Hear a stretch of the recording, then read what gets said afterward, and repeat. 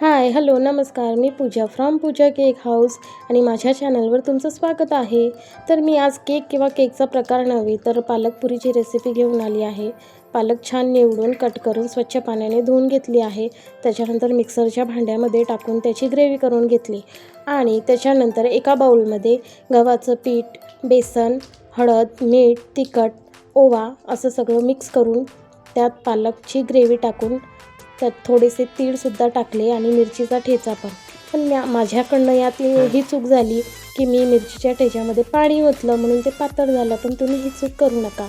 त्याच्यानंतर पीठ मळून घेतलं आणि 10 मिनटं रेस्टवर ठेवलं आणि कढईमध्ये तेल ओतून पुरी लाटून छान ती फ्राय करून घेतली ह्या पद्धतीने.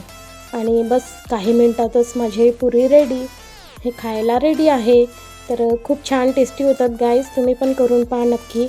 आणि माझ्या चॅनलवर नवीन असाल तर सबस्क्राईब नक्की करा. भेटूया पुढच्या व्हिडिओत. बाय.